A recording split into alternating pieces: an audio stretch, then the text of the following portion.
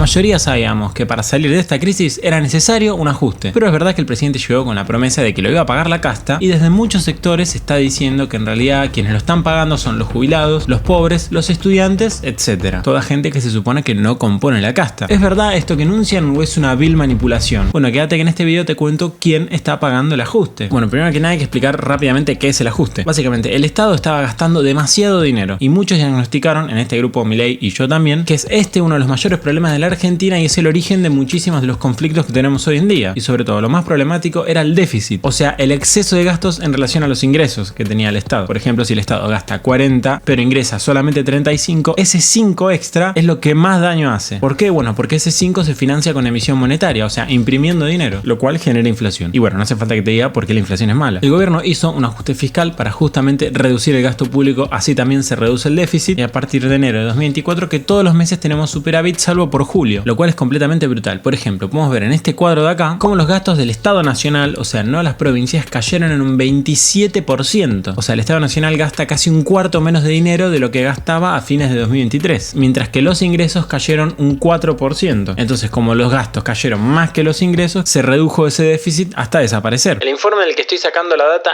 no es tan preciso por un tecnicismo que no me voy a poner a explicar, que es la diferencia entre el informe de gastos de vengados y gastos en base caja, pero no me voy a parar a explicarlo, con lo cual no es del todo preciso, pero igual nos sirve para tener una referencia. Según este informe, el resultado primario es de un superávit de 8% del PBI, un montonazo. Y el resultado financiero, o sea, si ese superávit que era de un 8%, le restamos todo el dinero que hay que destinar a pagar intereses de deuda, tenemos que el superávit es de 0,7% del PBI. Que para que tengamos una referencia, más o menos el déficit fiscal que hubo a fines de 2023 fue del 6% del PBI. Y si le sumamos el cuasi fiscal, que era un problema que había en el Banco Central que hoy ya no existe, está en torno al 16% del PBI. Entonces pasar de menos 16 a más 0,7 la verdad es que está muy bien. Aunque como digo, esto no es del todo exacto. El objetivo más importante que tuvo el ajuste es bajar la inflación, que es algo que está sucediendo, con lo cual es relativamente exitoso, sobre todo porque se hizo en tiempo récord. Pero es verdad que Milei dijo que el ajuste iba a ser a la casta, o sea que la gente común de a pie no iba a sentir los efectos negativos del ajuste que normalmente siempre suele sentir. Para eso vamos a estar viendo este cuadro mágico que armé yo en base al informe del que estoy hablando, que lo hace la Oficina Presupuestaria del Congreso, se lo voy a dejar en la descripción, que nos dice qué partidas presupuestarias está cortando el gobierno, o sea, básicamente de manera medio indirecta, quién está pagando el ajuste. Interrumpo para hacerte acordar que si te está gustando el video puedes suscribirte, así no te perdés los próximos. Primero, en azul y bien grande tenemos que el ajuste se financió en un 32% por aumentos de algunos impuestos, sobre todo y con muchísima diferencia el impuesto país. Recaudó casi 3 veces más que el año pasado. Este impuesto que es a las importaciones es un impuesto que aumentó Milei apenas asumió y que en septiembre lo volvió a bajar al mismo nivel en el que estaba antes de asumir y que prometió que para fines de este año lo iba a quitar. Pero es verdad que igual si agarramos el conjunto de todos estos impuestos que aumentaron, la variación es solamente de un 4%. O sea, estos impuestos recaudaron simplemente un 4% más que en el mismo periodo en el año pasado. Pero claro, si nosotros veíamos este dato a principio de año, o sea en enero de 2024, esta variación era del 15%, lo cual quiere decir que conforme está pasando el tiempo, estos impuestos que aumentaron para financiar el ajuste cada vez están teniendo menos protagonismo y cada vez le están quitando menos dinero a la ciudadanía. Luego en segundo lugar tenemos a las jubilaciones y pensiones con un 25%. ¿Por qué? Porque la partida presupuestaria de las jubilaciones y pensiones se redujo en un 20%. Ahora, si nosotros por ejemplo vemos la variación que habían tenido las jubilaciones en enero de 2024 era de menos 32%, mientras que ahora en septiembre es de menos 20%. ¿Esto qué quiere decir? Que las jubilaciones perdieron muy fuerte contra la inflación a principios de año, pero que conforme fue pasando el año le fueron ganando la inflación, o sea, se fueron recuperando. Porque de nuevo, repito, la partida presupuestaria había sufrido una reducción del 32%, o sea, más del 30%, mientras que hoy es de solamente, entre comillas, el 20%. Luego tenemos los gastos de capital, que es básicamente obra pública, que conforman el 1,56% del ajuste, mientras que ahora para septiembre se redujo el gasto en obra pública en un 77%, para enero de 2024 se había reducido un 75%, o sea que la reducción en este rubro se mantuvo más o menos igual a lo largo de todo el año. Luego siguiente tenemos los subsidios a la energía con un 5%. Esto es básicamente los subsidios a la tarifa de luz, a la tarifa de gas, etc. Partida presupuestaria que se redujo en más o menos un 36%, también bastante. Y si los comparamos contra principios de año nos vamos vamos a llevar la sorpresa de que la reducción de gasto en esta partida presupuestaria ni siquiera existía. O sea, el Estado comenzó el año manteniendo todos los subsidios que había dejado el gobierno anterior, y conforme fueron pasando los meses que el Estado empezó a recortar subsidios hasta llegar al punto de hoy donde se recortó en un 36%. Esto que nos hace entender que hay partidas presupuestarias que a lo largo del año fueron ajustando más para compensar partidas presupuestarias que a lo largo del año fueron ajustando menos. Por ejemplo, en este caso se ve bastante clarito cómo cada vez el Estado fue gastando menos dinero en subsidios, pero a la vez de esa reducción brutal que había hecho en las jubilaciones a principio de año, cada vez se está gastando más dinero en jubilaciones. O sea, a principio de año deja de gastar en jubilaciones y a lo largo del año deja de gastar en subsidios, y esa plata que se ahorra la empieza a gastar en jubilaciones. Se entiende más o menos cómo funciona, ¿no? Otros programas sociales que son básicamente subsidios, que tienen que ver con programas alimentarios y cosas por el estilo, subsidios que eran una porción importante, eran controlados por las organizaciones sociales, por eso hubo una reducción fuerte de estos subsidios, que cayeron un 42%. Aunque es verdad que si lo comparamos con enero de 2024 habían caído casi un 60%. O sea que esta es otra de las partidas presupuestarias que a lo largo del tiempo fue perdiendo protagonismo. Luego tenemos las transferencias a provincias, que es ese dinero que le envía el Estado Nacional a las provincias de manera medio arbitraria, que representa un 0,63% del ajuste, o sea, bastante poco, que mientras que a principio de año este rubro había sufrido una reducción del 53%, hoy en día ya es casi del 80%. O sea, Milei metió un hachazo muy fuerte al principio de año en este rubro, y conforme fue pasando el tiempo, la hacha llegó más profundo. Luego tenemos que los gastos en personal representaron casi un 8% del ajuste. ¿Esto qué es? Bueno, básicamente despedir a empleados públicos y bajar los salarios de empleados públicos. Ya todos sabemos que el Estado está plagado de empleados que realmente no cumplen una función muy clara y muchísimo menos productiva, y bueno, el Estado se estuvo saneando un poco en ese sentido. La reducción del gasto en este rubro fue del 18%, mientras que a principio de año también era del 18%, o sea que más o menos mantuvo su protagonismo a lo largo de 2024. Luego tenemos las pensiones no contributivas, que básicamente representaron casi un 3% del ajuste, también por no actualizarse al mismo ritmo que la inflación, lo mismo que pasó con las jubilaciones, y han sufrido una reducción del gasto en un 16%, menos que las jubilaciones. Aunque es verdad que a principios de año esto solamente era de un 6%, o sea que a lo largo del año fue ganando protagonismo. Este es uno de los rubros donde conforme pasa el año más se siente el ajuste y no hay recuperación. Luego tenemos bienes y servicios, que es muy variado, va desde servicios y actividades que son para la conducción de organismos de administración, como también para la compra de alimentos, es realmente muy amplio, representa un 1,39% del ajuste, porque el gasto en este rubro cayó casi un 40%, mientras que a principio de año había caído un 50%, o sea que se fue recuperando. Luego tenemos los subsidios al transporte, una de las más polémicas. Cuando sube el colectivo es porque el Estado dejó de gastar en subsidios, ya sea el Estado nacional o provincial. Recordemos que acá solamente estamos analizando el Estado nacional. Por lo general los estados provinciales no están haciendo un ajuste muy notorio. El gasto en este rubro cayó un 36%, mientras que si lo comparamos con enero de 2024, lo más curioso es que no hubo reducción en este rubro. De hecho, había aumentado brutalmente con un 144%. O sea, el Estado incluso aumentó los subsidios al transporte a principio de año. Luego tenemos una de las más polémicas, que son las transferencias a universidades, que representan más o menos un 2,5% del ajuste. Las transferencias a universidades se redujeron en un 30%, mientras que la reducción a principio de año era solamente de un 16%. O sea, que a lo largo del año se ajusta más a las universidades en transferencias, donde lo que tiene más protagonismo no es la asistencia a los hospitales universitarios ni los gastos en funcionamiento, porque eso, si bien cayó, no tiene tanta incidencia, sino que lo más importante es la actualización por debajo de la inflación de salarios de los docentes y no docentes, que andan más o menos en una reducción del 30 a 25%. Luego tenemos que las asignaciones familiares representan un 4% del ajuste, que son subsidios, y solamente cayeron un 0,4%. Prácticamente nada. El problema es que como se gasta tanto dinero en subsidios en el Estado argentino, una pequeña variación hace que el Estado deje de gastar mucho dinero. De hecho, en realidad es uno de los rubros que más mantuvo su gasto a lo largo de los meses. Todo el Estado dejó de gastar un montón de dinero en prácticamente todas las áreas. Sin embargo, los subsidios más o menos se han mantenido justamente para asistir a las clases bajas. Después tenemos varios rubros más que ya no son tan importantes, y por último tenemos el gasto en intereses, que representa un 8% del ajuste. Básicamente el Estado dejó de gastar dinero en intereses de deuda, mientras que lo más curioso es que si lo comparamos con principio de año, este rubro había aumentado. O sea, el Estado pasó de gastar más dinero en intereses de deuda a gastar menos dinero en intereses de deuda, lo cual, bueno, obviamente es positivo. Entonces, respondiendo un poco a la pregunta, ¿el ajuste lo están pagando los pobres, los jubilados, los estudiantes, etcétera? Bueno, la realidad es que sí. Acordate que si te está gustando el video tenés que darle like por el algoritmo. El ajuste en general lo está pagando toda la sociedad, sobre todo, como suele pasar casi siempre, la clase media. Si nosotros estamos en el lugar del Estado, la verdad es que el sector al que más fácil es quitarle el dinero es la clase media. ¿Por qué? Si nosotros vemos la clase alta, puede ser gente muy adinerada, pero el problema es que son pocos. Entonces tendrías que cobrar impuestos altísimos para recaudar ahí. El problema de la clase baja es que son muchos pero tienen poco dinero, entonces cobrar impuestos ahí no hace que el Estado recaude tanto. Sin embargo, la clase media lo que tiene es que es mucha gente y también tienen relativamente bastante dinero. Entonces, cobrando un impuesto muy pequeño, el Estado recauda un montón. Es mucho más barato hacer un ajuste en la clase media, porque es a los que le tenés que sacar un porcentaje menor de sus ingresos para que el Estado pueda recaudar. ¿Está bien? no, está mal, yo estoy en contra de los impuestos en general. Pero bueno, estoy describiendo cómo funciona. Y segundo, el ajuste en general lo paga la gente porque cuando vos haces un ajuste en condiciones tan nefastas como las que le dejaron a este gobierno, cae la economía. Y cuando cae la economía, caemos todos. Cae la actividad económica en general, caen los salarios, cae la facturación de las empresas, sube la pobreza. Así funcionan los ajustes. Una vez aclarado esto, la verdad es que me gustaría decir que igual creo que es de los ajustes que más se está pagando la casta en toda la historia. Y que además es un ajuste que se está haciendo respetando las reglas, porque si nosotros comparamos, por ejemplo, este ajuste con el ajuste de 2002, ajuste que hizo Duhalde, peronista, recordamos que, por ejemplo, una de las medidas que tomó para que veamos el delirio que fue ese ajuste y lo dañino que fue para la economía, fue literalmente no dejarle retirar el dinero a la gente de sus bancos. La gente que tenía dólares no podía retirarlos. ¿Qué hizo el Estado después? Bueno, transformó esos dólares a pesos. Por ejemplo, si vos tenías 100 dólares, el Estado te lo transformaba en 100 pesos. Y después devaluó la moneda. Hizo que cada dólar, en vez de valer un peso, valga 3 pesos. Sin embargo, tus ahorros no pasaron de 100 pesos a 300, se quedaron en 100 pesos. O sea, antes del ajuste vos tenías 100 pesos en el banco que equivalían a 100 dólares. Después del ajuste, esos mismos 100 pesos que el Estado no te dejó retirarlos del banco, después valían 33 dólares, no 100. O sea, básicamente el Estado te robó 2/3 de tus ahorros. Además de que la economía cayó muchísimo más y la pobreza subió muchísimo más, en torno al 60% en ese ajuste, que incluso fue más chico, o sea, se redujo menos el gasto. ¿Por qué te digo esto? Bueno, para que tomes dimensión de lo que sucede durante los ajustes y que si bien todos la estamos pasando muy mal, para el tamaño del ajuste que está realizando este gobierno en 2024, la verdad que las consecuencias negativas están siendo relativamente pocas. Además de que, retomando lo que dije antes, creo que es uno de los ajustes que más se está pagando la casta en toda la historia. ¿Por qué? Bueno, porque se están haciendo reducciones en partidas presupuestarias donde se roba mucho. En la obra pública, en las transferencias a universidades también tiene pinta de que se roba mucho. Se redujo muchísimo los gastos en personal. Se están eliminando muchísimas instituciones que se usaban también solamente para robar, como por ejemplo el Ministerio de la Mujer, o como por ejemplo el INADI o el Instituto de la Yerba, y un larguísimo etcétera. Con lo cual, la mayoría del ajuste no lo está pagando la casta. Sin embargo, es uno de los ajustes donde la casta está teniendo más participación en la historia argentina. Y tercero, por último, y muy fundamental, es que los ajustes se hacen después de años de estar manejando las variables económicas muy mal. Con lo cual, si vos no hubieses tenido 20 años seguidos de gobiernos de mierda, en ningún momento tendrías que haber tenido que hacer un ajuste. Entonces las responsabilidades están bastante lejos de ser de quienes hacen el ajuste, sino de quienes desajustan la economía que luego hay que ajustar. ¿Y quienes fueron? Bueno, en los últimos 20 años tuvimos 16 años de peronismo o kirchnerismo, como le quieran decir, y 4 años de macrismo. Muchas veces se le adjudica las consecuencias del ajuste solamente a Milei. Si entras a una habitación en la que hay un desorden tremendo y te pones a ordenarlo, tal vez lo mejor hubiese sido nunca desordenar esa habitación para luego no tener que ordenarla, con las consecuencias que eso mismo tenga. Así que bueno, espero que te haya gustado este video. Si quieres más videos como este, puedes suscribirte. No te olvides que yo también hago videos en mis redes personales, así que puedes seguirme, te lo dejo en la descripción. Y por último, como siempre, te mando saludos.